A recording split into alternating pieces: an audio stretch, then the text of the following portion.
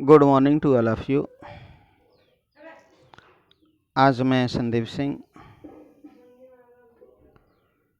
Sexual reproduction in flowering plant का तीसरा lecture लेकर आपके सामने उपस्थित हूँ।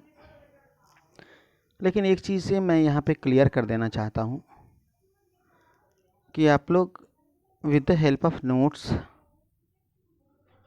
और लेक्चर के माध्यम से अधिक समझने का प्रयास करें। नोट्स बनाइए, प्रिपेयर करिए, इट्स एसेंशियल, आवश्यक है। बट आपको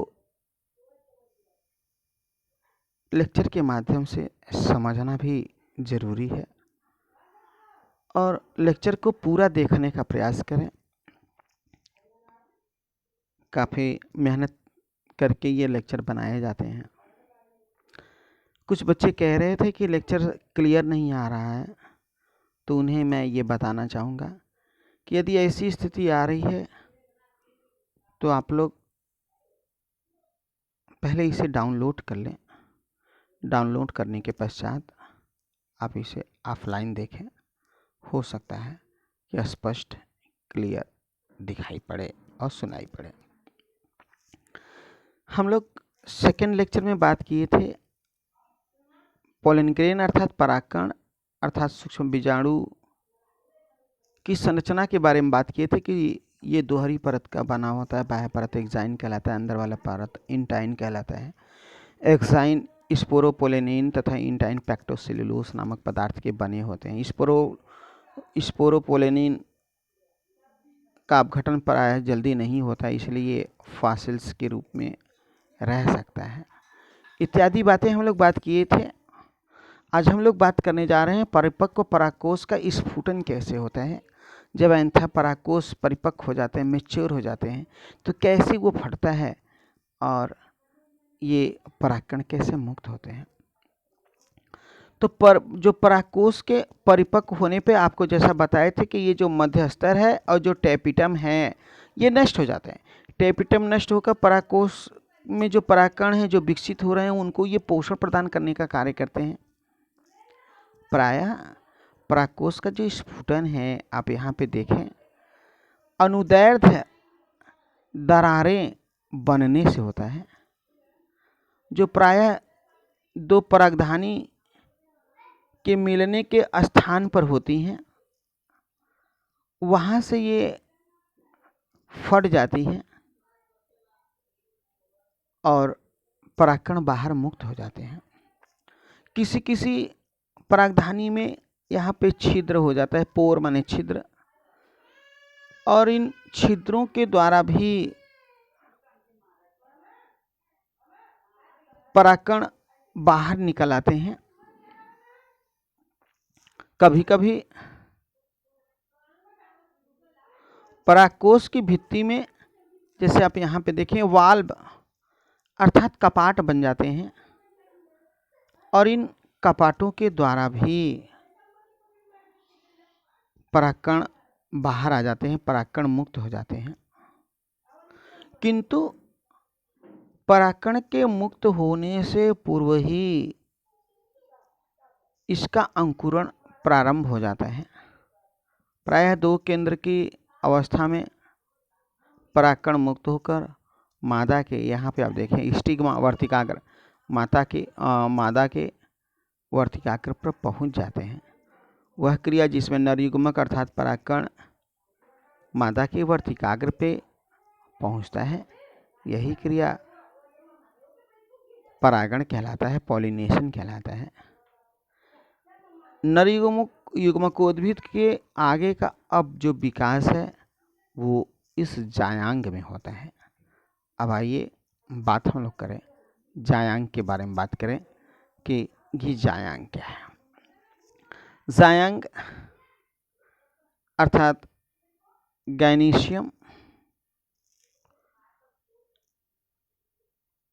ये जो जायांग या गैनीशियम है ये मादा जनन अंग है जो एक या एक से अधिक अंडप माने कार्पेल्स का बना होता है। प्रत्येक अंडक का ये जो निचला वाला भाग है, ये निचला वाला भाग फूला हुआ होता है और इस फूले हुए भाग को ओवरी या अंडाशय कहते हैं। इसके ऊपर एक पतली नलीनुमा संरचना होती है। इस पतली नलीनुमा संरचना को स्टाइल या वर्तिका कहते हैं। इसके ऊपर घुंडीनुमा संरचना होती है और इस घुंडीनुमा संरचना को स्टिग्मा या वर्तिकाग्र कहते हैं। अंडाशय के अंदर बहुत सी छोटी छोटी गोलाकार रचनाएं होती हैं। आप यहाँ पे देखिए रेड पेन से बनाया गया है, जिन्हें ओव्यूल्स या दीर्घ बीजाणुधानी कहा जाता है।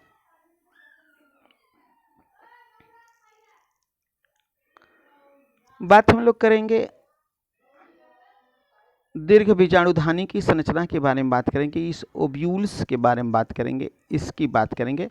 नेक्स्ट पेज पे इसका डायग्राम बनाया गया है, आपको हम दिखाएंगे।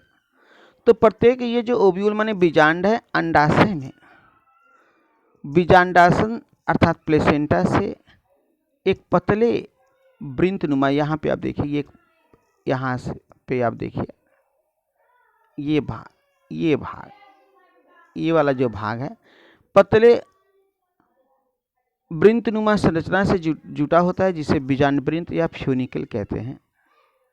बीजांड के अधिकांश अंदर का अधिकांश भाग, आप नेक्स्ट पेज पे आप देखें, इसका जो अधिकांश भाग है, अधिकांश भाग लुक दिस, इसका जो अधिकांश भाग है, आप ये जो हेक्सागोनल इस तरह से कोशिका देख रहे हैं, ये मृदुतकीय कोशिकाएं हैं, पैरेन्काइमेटस सेल्स हैं।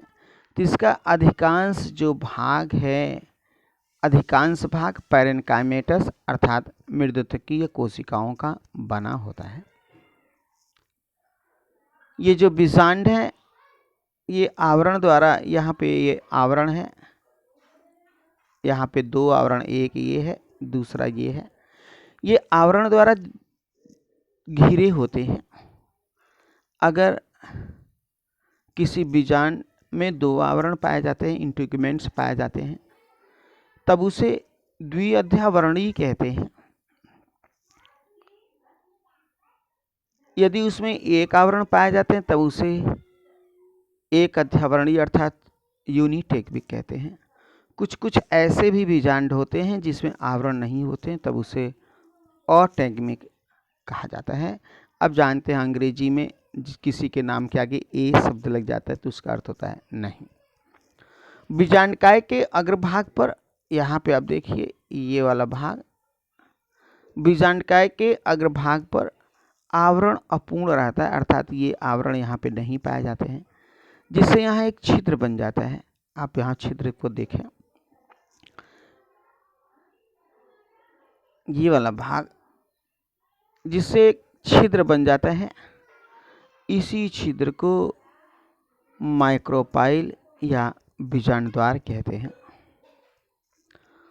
बीजांड के अंदर, यहाँ पे आप देखें, ये अब बात हो रही है, बीजांड के अंदर एक थैलीनुमा संरचना होती है। इस थैलीनुमा संरचना को एम्ब्रियोसैक अर्थात भ्रूणकोश कहते हैं। भ्रूणकोश में तीन कोशिकाएं, यहाँ पे आप देखें, तीन कोशिकाएं चलाजा की तरफ होती हैं, जिन्हें एंटीपोडल सेल्स कहते हैं। मध्य में दो कोशिकाएं होती हैं, जिसे सेकेंडरी न्यूक्लियस या द्वितीय केंद्रक कहा जाता है, तथा बीजांड द्वार की तरफ तीन कोशिकाएं होती हैं। आप यहाँ पे देखें, तीन कोशिका, अलग कलर से दिखा देता हूँ, ये जो तीन कोशिका है, तो बीजांड द्वार की तरफ जो तीन कोशिकाएं होती हैं, इनमें से दो कोशिकाएं सिनर्जिड सेल्स अर्थात सहायक कोशिकाएं होती हैं, तथा मध्य में एक जो यहाँ पे आप देखें, बिंदी लगा देता हूँ, ये नहीं सॉरी, ये वाला भाग, बीच वाला भाग, तो ये जो बीच वाली कोशिका है, इस बीच वाली कोशिका को अंड कोशिका कहा जाता है।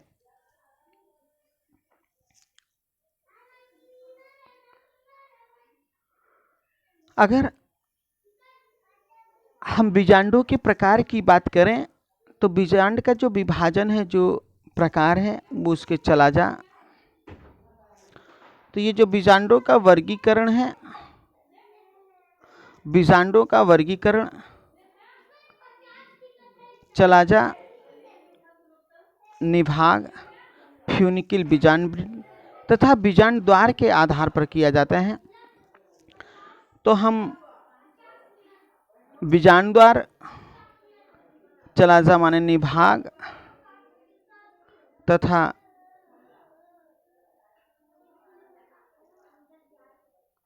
फ्यूनिकिल माने बीजांड वृंत के आधार पर देखें तो बीजांड निम्न 6 प्रकार के होते हैं। पहला रिजुवर्ती या आर्थोट्रापस, दूसरा प्रतीप या एनाट्रापस, तीसरा हेमीट्रापस, चौथा कैम्पाइलोट्रापस, पांचवा एम्फीट्रापस एंड द सिक्स सर्सिनोट्रापस। आइए हम एक एक करके बात करें कि रिजुवर्ती या आर्थोट्रापस ओव्यूल किसे कहते हैं, प्रतीप या एनाट्रापस ओव्यूल किसे कहते हैं, हेमीट्रापस किसे कहते हैं, campylo, amphi and circinotropous ovules क्या होते हैं। तो now I will take first, that is the रिजुवर्ती या आर्थोट्रापस ओव्यूल्स। तो आप यहाँ पे देखें, ये डायग्राम में आपको एक रिजुवर्ती ओव्यूल्स दिखाया गया है। आप यहाँ पे देखें तो यहाँ पे ये 3 चीज़ आपको देख रहा है, एक है बीजांड द्वार, दूसरा चलाजा और तीसरा फ्यूनिकिल। क्यों इन 3 चीज़ों को देख रहे हैं? क्योंकि ये जो वर्गीकरण है, ये वर्गीकरण इन्हीं 3 के आधार पर किया गया है। पहला माइक्रोपाइल, दूसरा चलाजा और तीसरा फ्यूनिकल। तो यहाँ पे आप देखिए, ये जो माइक्रोपाइल है, चलाजा है और जो फ्यूनिकिल है, ये तीनों एक सीधी रेखा में हैं, 180 अंश के कोण पे है। तो इस प्रकार का जो बीजांड होता है वो सीधा रहता है, अर्थात इसमें बीजांड द्वार, निभाग तथा बीजांड वृंत तीनों ही एक सीधी उदग्र रेखा पर स्थित होते हैं।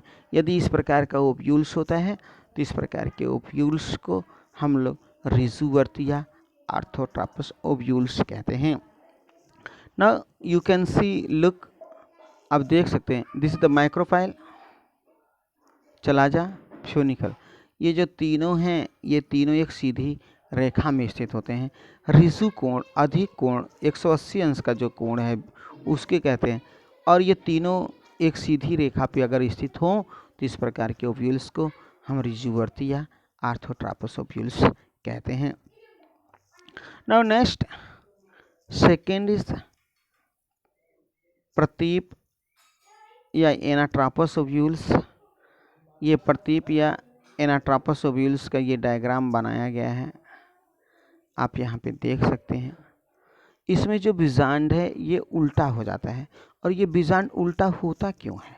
क्योंकि ये जो फ्यूनिकिल है, ये जो बीजांड, या आप देखें यहाँ से, ये जो फ्यूनिकिल या बीजांड वृंत है, लुक दिस, ये जो फ्यूनिकिल बीजांड वृंत है ये लंबा हो जाता है। अब आप जरा सोचिए, सूरजमुखी का पौधा है, फूल ऊपर लगे हुए हैं, अगर वो डंठल लंबा हो जाए तो पुष्प क्या होगा, नीचे की तरफ झुक जाएगा।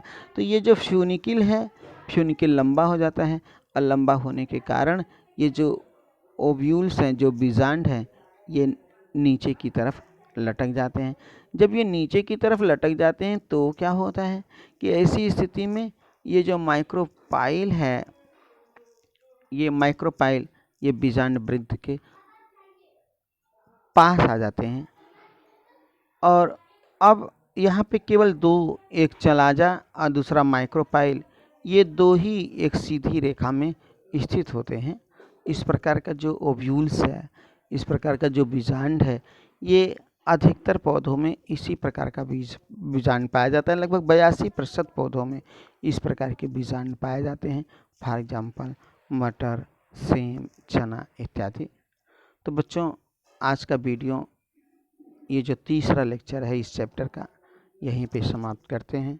अपेक्षा करता हूँ कि पढ़ रहे होंगे और आप लोग वीडियो के माध्यम से, PDF के माध्यम से आप लोगों की पढ़ाई सुचारू रूप से सफलतापूर्वक हो रहा होगा।